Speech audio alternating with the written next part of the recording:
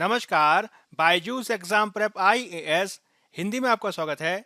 प्रस्तुत है दैनिक क्विज। पहला प्रश्न आपके समक्ष है, निम्नलिखित में से कौन सा या से कथन सही है?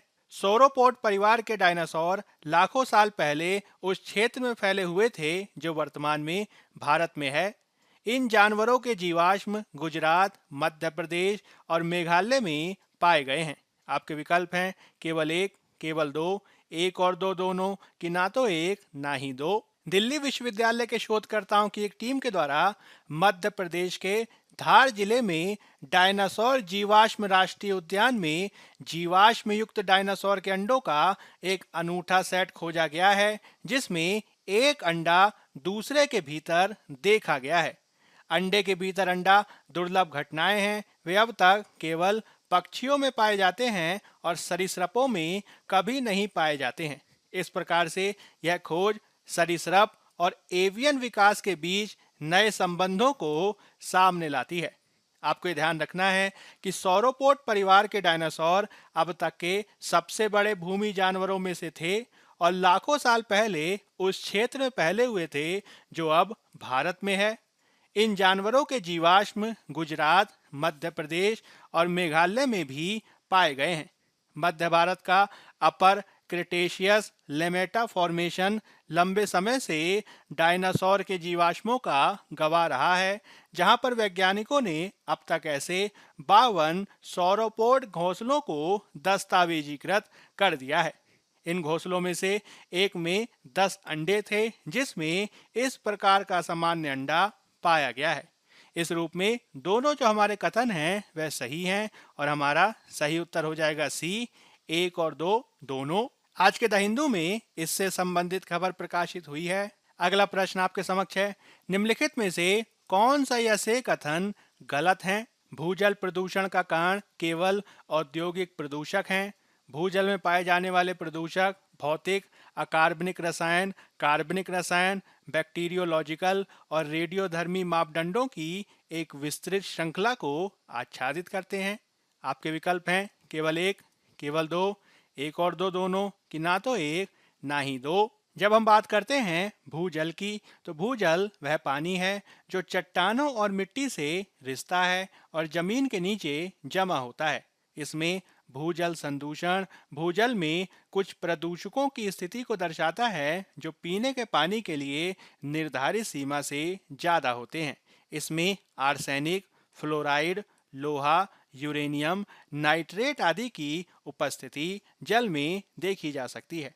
भारत में भूजल संदूषण के अनेक कारण विद्यमान हैं। इसमें भूजल संदूषण की कुछ मात्रा प्राकृतिक भी देखी जा सकती है। हालांकि वर्तमान में कृषि कारकों के साथ ही औद्योगिक अपशिष्ट, नगर पालिका अपशिष्ट, भूजल के अत्यधिक धोवन से भी भूजल संदूषण की स्थिति देखी जा रही है। भूजल में पाए जाने वाले संदूषण भौतिक, अकार्बनिक, बैक्टीरियोलॉजिकल और रेडियोधर्मी आदि हो सकते हैं, जिसे आपको ध्यान रखना है।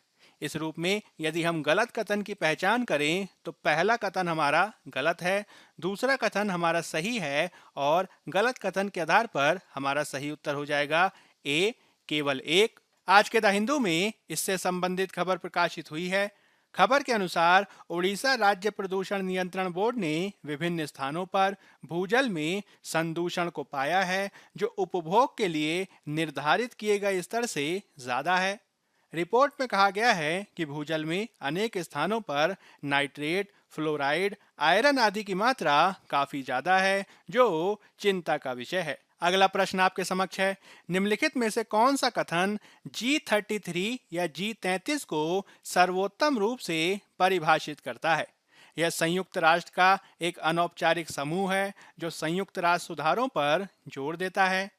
यह जलवायु परिवर्तन सम्मेलन में सामूहिक रूप से अपने हितों का प्रतिनिधित्व करने वाले छोटे द्वीप देशों का समूह है। यह विश्व व्यापार संगठन वार्ता के दौरान विशेष रूप से कृषि के संबंध में समन्वय के लिए विकासशील देशों का गठबंधन है कि यह उन देशों की सूची है जिन्होंने लगातार जैविक प्रदूषकों या पीओपी का बहिष्कार किया है। G33 के संदर्भ में आपको ये ध्यान रखना है कि यह कृषि व्यापार वार्ता में विकासशील देशों के हितों की रक्षा के लिए विश्व व्यापार संगठन के कानकून मंत्री स्तरीय सम्मेलन के दौरान गठित विकासशील देशों का एक मंच है। भारत G33 का एक हिस्सा है जो विकासशील और सबसे कम विकसित देशों का समूह है। यह समूह उन देशों की मदद करने के लिए बनाया गया जो सभी समान समस्याओं का सामना कर रहे हैं। G33 ने विश्व व्यापार संगठन की वार्ताओं में विकासशील देशों के लिए विशेष नियम प्रस्तावित किए हैं, जैसे कि उन्हें अपने कृषि बाजारों तक पहुंच को प्रतिबंधित करना जारी रखने की अनुमति मिलना चाहिए। इस रूप में जब आप G33 की बात करेंगे तो आप ये ध्यान रखेंगे कि यह विश्व व्यापार संगठन वार्ता के दौरान विशेष रूप से कृषि के संबंध में समन्वय के लिए विकासशील देशों का गठबंधन है। और इस रूप में हमारा सही उत्तर हो जाएगा सी। आज के पत्र सूचना कार्यालय में इससे संबंधित खबर प्रकाशित हुई है। अगला प्रश्न आपके समक्ष है। हाल के वर्षों में पूर्वोत्तर कल्याण के तहत निम्नलिखित में से किस पहल ने उत्तर पूर्वी भारत के राजनीतिक और आर्थिक परिदृश्य को बदलने में मदद की है? अधिकांश क्षेत्रों से अपसपा को हटाना और विद्रोही समूहों के साथ शांति समझौते करना, उड़ान के तहत कनेक्टिविटी में सुधार हेतु नए हवाई मार्ग, बोगीबील पुल का निर्माण, उच्च शिक्षा संस्थानों की स्थापना की, बांस प्रौद्योगिकी पार्कों की स्थापना। आपके विकल्प हैं केवल 1, 3 और 4, केवल 2, 4 और 5, केवल 2 और 5 की 1, 2, 3, 4 और 5। आज के पत्र सूचना कार्यालय में इससे संबंधित खबर प्रकाशित हुई है। हाल ही में प्रधानमंत्री जी के द्वारा पिछले 8 वर्षों के दौरान पूर्वोत्तर के सर्वांगीण विकास के लिए परिवर्तनकारी पहलों के बारे में अपनी वेबसाइट आदि पर ट्विटर थ्रेड को साझा किया है। सूचना के अनुसार पिछले 8 सालों में पूर्वोत्तर में अभूतपूर्व विकास हुआ है। इसमें बुनियादी ढांचे का निर्माण, बेहतर स्वास्थ्य सेवा, शिक्षा सुनिश्चित करने के साथ ही क्षेत्र के विभिन्न राज्यों से समृद्ध संस्कृतियों को लोकप्रिय बनाने पर भी ध्यान केंद्रित किया गया है। इसमें 8 साल में कुछ महत्वपूर्ण उपलब्धियों को दर्शाया गया है, जैसे कि अपसपा के तहत क्षेत्र घटे हैं, विद्रोही समूहों के साथ शांति समझौते पर हस्ताक्षर हुए हैं, उग्रवाद की घटनाओं में 70% से ज्यादा की कमी देखी गई है, सुरक्षा बलों के हताहत होने के मामलों में भी कमी हुई है, उड़ान के तहत नए हवाई मार्गों का परिचालन शुरू हुआ है, बोगीबील ब्रिज का निर्माण हुआ है और एम्स आदि की स्थापना के साथ ही खेल विश्वविद्यालयों और बांस प्रौद्योगिकी पार्क का भी निर्माण किया गया है। इस आधार पर आप देख सकते हैं कि पांचों के पांचों जो विकल्प हैं वह सही हैं और हमारा सही उत्तर हो जाएगा डी, 1, 2, 3, 4 और 5। अब हम यूपीएससी के द्वारा 2020 में पूछे गए प्रश्न को देख लेते हैं। निम्नलिखित कथनों पर विचार कीजिए। आनुवांशिक परिवर्तन उन कोशिकाओं में किए जा सकते हैं जो संभावित माता पिता के अंडे या शुक्राणु का उत्पादन करने के लिए जिम्मेदार होती हैं। प्रारंभिक भ्रूण अवस्था में जन्म से पहले किसी व्यक्ति के जीनोम को संपादित किया जा सकता है। मानव प्रेरित प्लूरिपोटेंट स्टेम सेल को सुअर के भ्रूण के भीतर प्रविष्ट करवाया जा सकता है। आपको बताना है कि इन कथनों में से कौन सा सही है। केवल 1, केवल 2 और 3, केवल 2 कि 1, 2 और 3। 2017 की एक रिपोर्ट के अनुसार प्रारंभिक भ्रूण अवस्था में किसी व्यक्ति के जीनोम को जन्म से पहले ही संपादित किया जा सकता है। अमेरिका में वैज्ञानिकों ने प्रारंभिक चरण के मानव भ्रूण के डीएनए में एक बीमारी पैदा करने वाले उत्परिवर्तन की मरम्मत की है और कहा है कि विरासत में मिले विकारों से मुक्त इंजीनियरिंग शिशुओं के करीब हम कदम आगे बढ़ा रहे हैं। इस पर अमेरिका के साथ ही यूनाइटेड किंगडम और चीन में भी प्रयोग किए जा रहे हैं।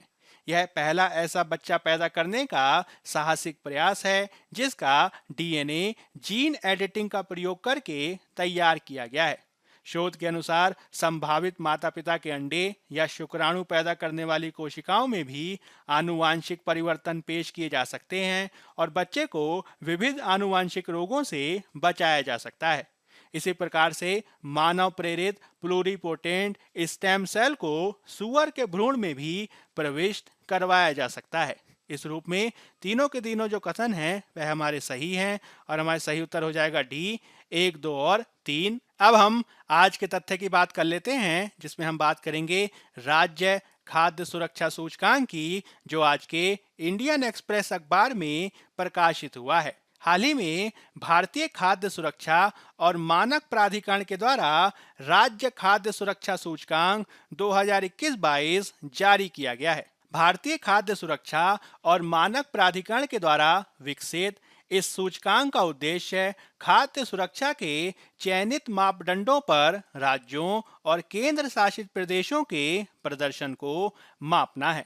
भारतीय खाद्य सुरक्षा और मानक प्राधिकरण के अनुसार सूचकांक का उद्देश्य राज्यों और केंद्र शासित प्रदेशों को अपने प्रदर्शन में सुधार लाने और अपने अधिकार क्षेत्र में एक उचित प्रकार की खाद्य सुरक्षा पारिस्थितिकी तंत्र स्थापित करने की दिशा में काम करने के लिए प्रोत्साहन करना भी इसका उद्देश्य है।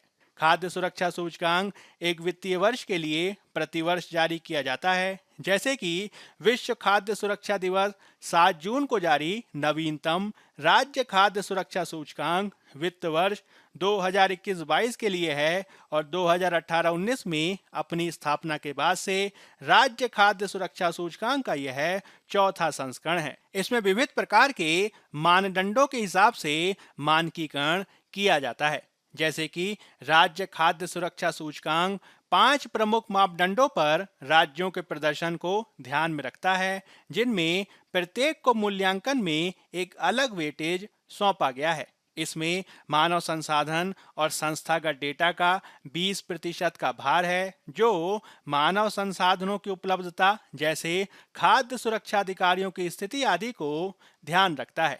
इसमें अनुपालन का उच्चतम भारांक 30% है। यह सबसे महत्वपूर्ण पैरामीटर है और राज्य और केंद्र शासित प्रदेशों के आकार और आबादी के अनुरूप लाइसेंस और पंजीकरण में खाद्य व्यवसायों के समग्र कवरेज को मापता है। उपभोक्ताओं की शिकायतों को दूर करने में तत्परता, हेल्प डेस्क और वेब पोर्टल की उपलब्धता भी इसी पैरामीटर के तहत आती है। इसमें खाद्य परीक्षण, अवसंरचना और निगरानी का 20% और प्रशिक्षण और क्षमता निर्माण का 10% भारांक देखा जा सकता है। इसके अलावा इसमें उपभोक्ता सशक्तिकरण का 20% का भारांक है, जिसके तहत उपभोक्ता जागरूकता पैदा करने के लिए राज्यों की पहलों पर विचार किया जाता है। यदि हम इस साल राज्यों और केंद्र शासित प्रदेशों के प्रदर्शन को देखें तो 20 बड़े राज्यों की श्रेणी में तमिलनाडु के द्वारा 100 में से 82 अंक के समग्र स्कोर के साथ सर्वश्रेष्ठ प्रदर्शन किया गया है और राज्य खाद्य सुरक्षा सूचकांक में प्रथम स्थान प्राप्त किया गया है। हालांकि इसके विपरीत आंध्र प्रदेश को 26 के स्कोर के साथ सबसे नीचे स्थान दिया गया है। बड़े राज्यों की रैंकिंग में तमिलनाडु के बाद गुजरात, महाराष्ट्र, हिमाचल प्रदेश, पश्चिम बंगाल और मध्य प्रदेश का स्थान देखा जा सकता है। वहीं दूसरी ओर इसमें बिहार, तेलंगाना, असम, छत्तीसगढ़, हरियाणा, आंध्र प्रदेश के साथ बड़े राज्यों में नीचे के बॉटम 5 में शामिल है। जब बात की जाती है छोटे राज्यों की तो गोवा को 56 के स्कोर के साथ शीर्ष पर रखा गया है, जबकि अरुणाचल प्रदेश सबसे नीचे देखा जा सकता है। 8 केंद्र शासित प्रदेशों में जम्मू और कश्मीर को लगभग 68.5 के स्कोर के साथ शीर्ष पर रखा गया है, जबकि लक्षद्वीप को सबसे नीचे रखा गया है। वहीं दूसरी ओर 66 के स्थान के साथ दिल्ली दूसरे स्थान पर है। बायजूस एग्जाम प्रेप IAS के आज के अंक में फिलहाल इतना ही। धन्यवाद।